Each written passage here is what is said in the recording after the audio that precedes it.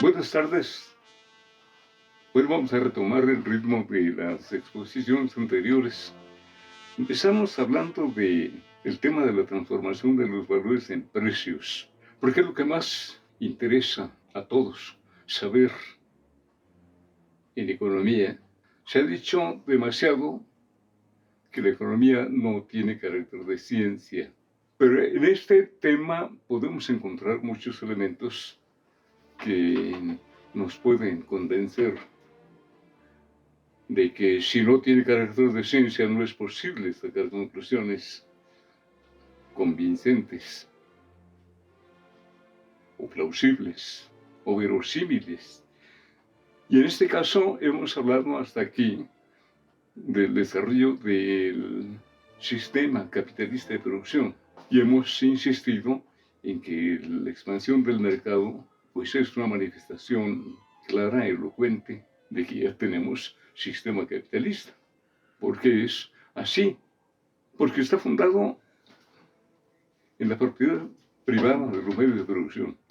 La gran mayoría de la población no tiene medios de producción. Un grupo muy pequeño de la sociedad tiene medios de producción. Y en este proceso que hemos descrito se ha convertido precisamente en el núcleo empleador de la fuerza de trabajo, de la sociedad que va a emplear los medios de producción para crear bienes y servicios para el consumo de toda la sociedad. Bueno, esto es posible solo si se desarrolla el mercado. De hecho, van juntos, ¿no? Al tiempo que se desarrolla la producción, bajo estas condiciones en las que la gran mayoría no tiene medios de producción y que por consecuencia tiene que convertirse en un trabajador asalariado, nos da ya la pauta para la comprensión del mercado. Y este se convierte en esa atmósfera social que no se puede evitar ya. Porque la propiedad privada de los medios de producción, por supuesto, va a seguir siendo privada, no va a quedar suelta por allí para ver quién la toma. Ya está privatizada y de ahí no va a salir. Todo lo contrario, muchos de los privatizadores, por la misma fuerza del mercado y la competencia, van quedando fuera de este círculo poseedor de medios de producción y convirtiéndose en trabajadores asalariados. Bueno, pues estas mayorías de trabajadores asalariados son precisamente el mercado que requiere el sistema para funcionar. Por eso decimos que es inevitable, que no lo podemos quitar. Esto es prácticamente imposible. En la historia, desde finales del siglo XIX y hasta el siglo XXI, tercera década del siglo XXI, la propiedad privada pues estaba plenamente instalada. Y en todo este periodo se han hecho intentos, la sociedad misma ha hecho intentos por sacudirse este modo de vinculación social en donde unos tienen propiedad privada y otros no. Bueno, pues de hecho en este proceso continuo lo que hemos visto es que en los ensayos que se han hecho, incluso a nivel país y gobiernos, desembocan finalmente en una economía de mercado. Y no es que se trate de admitir una fatalidad, ¿no? Vista la economía como ciencia, podemos ver en ella que se trata de un proceso muy largo para que ocurra que esta vinculación tarde o temprano cambie, pero de manera tal que no tiene que ser abrupta, sino gradual. Habrá quienes dicen, bueno, eso es gradualismo. Bueno, aquí en economía no podemos hablar en términos ideológicos, porque entonces sí nos salimos del criterio científico de evaluación, de valoración, de análisis. Y eso no contribuye a dar sustento y consistencia a la argumentación en términos económicos, ¿no? Bueno, lo que han hecho otros es poner enfrente una teoría económica distinta, opuesta precisamente a este modo de analizar los factores determinantes del proceso económico en términos históricos y despojan precisamente al tratamiento de ese carácter histórico. Y así sí queda la economía como algo que podría decirse que no es una ciencia.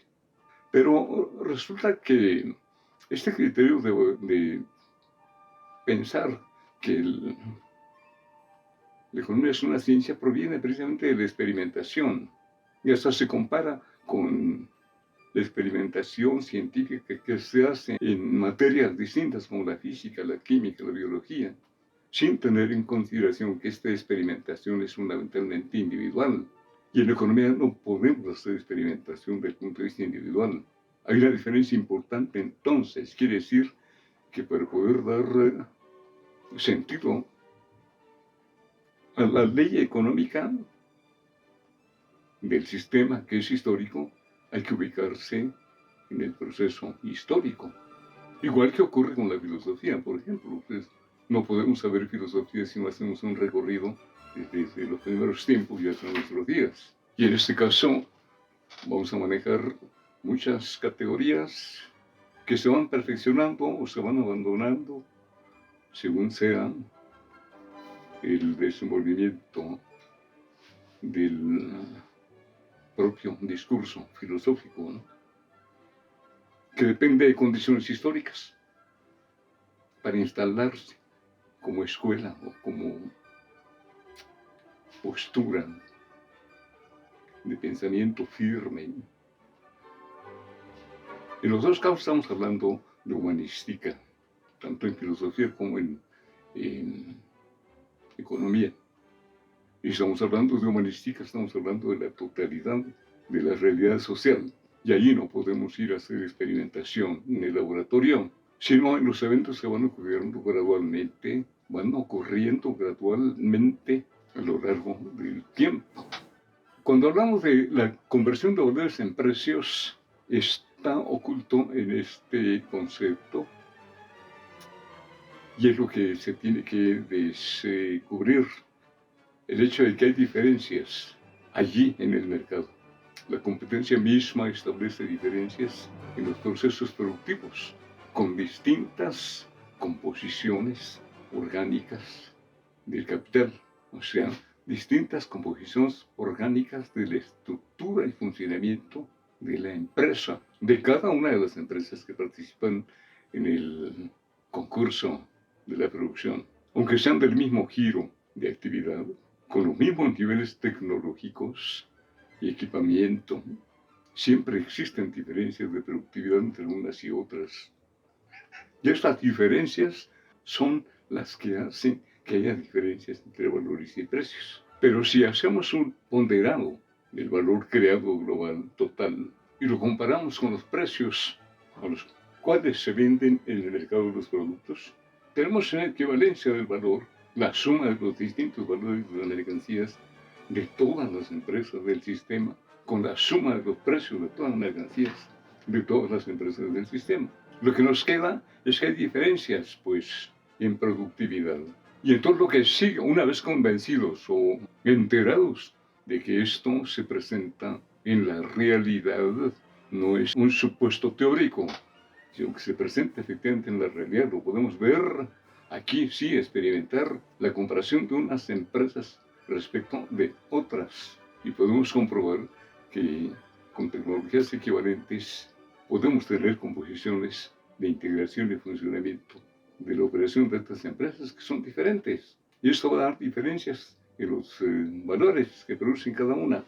Pero a la hora que concurren todas al mercado, el mercado se encarga de determinar precios. Es por eso que la economía neoclásica puede formular una teoría diferente, ¿no? Porque se prende precisamente de allí y empieza a analizar elementos concretos del comportamiento de los agentes económicos que están participando en el proceso global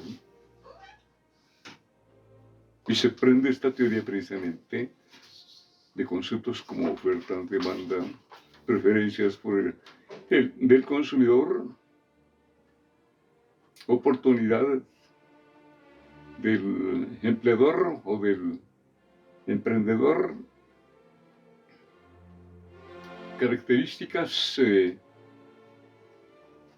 de eficacia y eficiencia que aplican cada uno de los agentes productivos. Y ahí podemos ver una teoría del mercado, una teoría de la empresa, una teoría del empresario, una teoría del consumidor, una teoría del productor. O sea, hay diversas teorías y se pueden hacer análisis muy minuciosos de cada una de estas teorías. La teoría de precios, por ejemplo, que ha prevalecido durante más de 100 años una teoría de precios. Pues esto ya no nos saca por completo de aquel marco histórico, porque este marco histórico estorba una teoría del comportamiento de los precios o una teoría del empresario, porque está en función, esas teorías están en función de la subjetividad de los agentes económicos a título individual. Y la economía es una disciplina social y es la única forma en que puede adquirir valor científico sus postulados. Ahora, dirán ustedes, ¿para qué queremos que tenga valor científico? Bueno, pues es que en los últimos 100 años, o un poco más, ya desde los años 30 del siglo XIX, la ciencia empieza a aplastar cualquier postura de conocimiento que no esté fundada en la utilidad y la experimentación. Y esto exige, por supuesto, llevar el asunto a nivel técnico, ¿no? Para poder sacar conclusiones concretas de algo que pudiera parecer muy especulativo. Y se abandona toda posible percepción del proceso social como algo que no se puede experimentar, pues, porque no está al capricho individual. En fin, cuando hablamos de la transformación de valores en precios, decimos que el mercado se encarga de definir que los valores no coincidan con los precios, pero es a título individual de los distintos agentes productivos que concurren al mercado. Una empresa con alto contenido de capital y bajo contenido de fuerza de trabajo o de mano de obra alcanza un grado de productividad mucho más alto que el que tiene bajo contenido de capital, máquinas y tecnología y alto contenido de fuerza de trabajo. Y en este caso, esta última empresa está en desventaja desde el punto de vista de su concurrencia al mercado.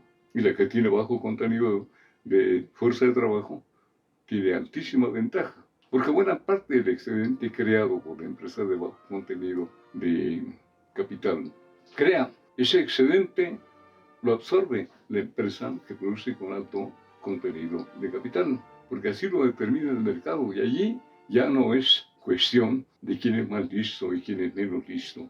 Son los consumidores los que determinan esto, y no porque los consumidores se manden solos, sino porque tienen capacidad o no tienen capacidad de compra.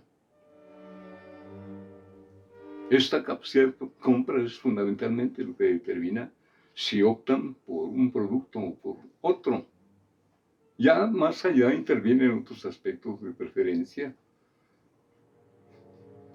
por otras condiciones subjetivas, psicológicas del propio consumidor. Pero fundamentalmente la disposición de efectivo, de recursos para comprar. De ahí el concepto que luego se desarrolló en el siglo XX de demanda efectiva, o sea, determinante del mercado, ¿no? Bueno, sobre el tema hay mucho más que comentar. Tendríamos que poner ejemplos y algo que se pudiera apreciar con la sensibilidad, combinado aquí con el entendimiento de que esto obedece a un proceso social y que se trata de una experimentación que no hacen los individuos científicos, sino que ocurren en la historia del desenvolvimiento económico. Bueno, pues esto como complemento de lo que originalmente enunciamos, que sería el tema central de nuestras exposiciones. Falta decir muchas cosas. Hablamos de la producción antes, pero no hablamos de la competencia, de la competitividad, que es donde se debaten los agentes económicos poseedores precisamente de estos medios de producción, que la sociedad no tiene, pero que sí, el empresario privado sí tiene, y eso lo convierte en empleador, y a la sociedad entera en asalariado. Esto parece un asunto ideológico, pero no lo es un hecho, es algo real, es histórico. No se puede confundir lo histórico con lo ideológico en este aspecto, porque no nos resulta ninguna explicación válida. De entrada, al decir que es ideológico, le negamos la posibilidad de una explicación histórica que puede llevar a un resultado pues plausible, algo en el que podamos estar convencidos todos de que no puede ocurrir de otro modo. ¿Cómo evitar que un empresario privado, por ejemplo, que conoce que existe una tecnología nueva para duplicar la producción en el tiempo, que en lugar de producir 1000 en una hora, produce 2000, mientras que todos los demás están produciendo 1000 con la tecnología que no han descubierto? Y se apresura este primer productor a incorporar a su proceso productivo la tecnología que produce 2000.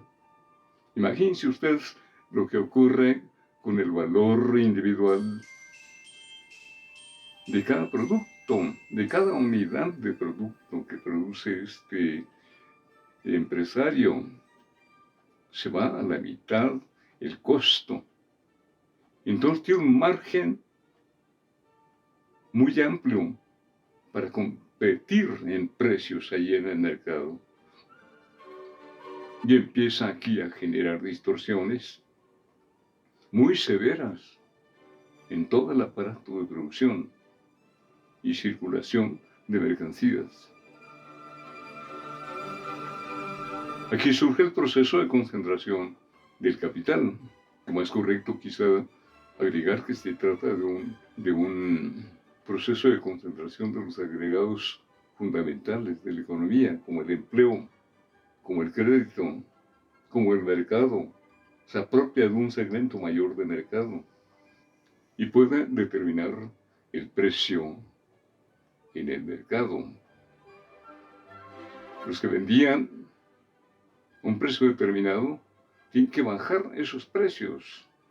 Y si tenían un margen de utilidad X, tienen que bajarlo también porque sus costos siguen siendo iguales. Y su oferta sigue siendo la misma. Esas distorsiones así no las toma en consideración la teoría neoclásica que comentábamos, ¿no? Hace abstracción por completo y nos habla de una economía de la oferta, ¿no? Cuando uno escucha, es que es una economía de la oferta, no repara en que se trata de una economía monopolista, que con volúmenes mayores acude al mercado y con costos a la mitad. Entonces, su oferta está determinando finalmente el comportamiento del mercado, porque determina precios. No, eso no hay que explicarlo. Basta decir que es economía de la oferta. Bueno, pues, atrás de la economía de la oferta está presente el monopolio. la concentración del control de los agregados fundamentales de la economía. Tenemos que saberlo. ¿Por qué no saberlo?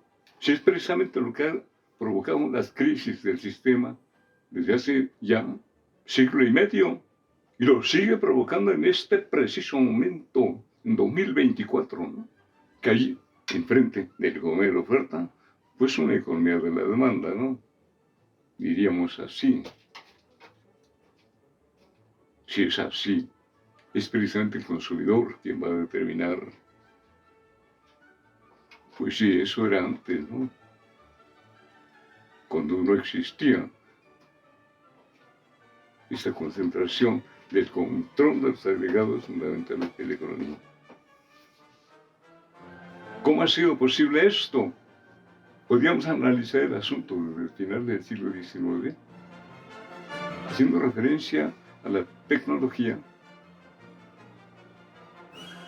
y a la intervención del sistema financiero en el proceso de producción y circulación de mercancías, tal que el sistema financiero se apropia del control de esos agregados fundamentales de la economía, respaldado siempre justamente por el desarrollo tecnológico. Y hasta la fecha, las últimas crisis y la actual se explican precisamente por esta concentración del control de agregados fundamentales de la economía. ¿Tiene remedio esto? Hay expertos que han de saber si lo tiene o no. Pero tal parece que todos están convencidos de que con mecanismos financieros va a ser posible el arreglo. Tendríamos que ver qué ocurre en lo sucesivo, y quizás no tarda mucho para que sepamos qué va a ocurrir. Pero eso aún podríamos tratarlo en una clase más adelante. Por lo pronto, esto es todo. Muchas gracias. Buenas noches.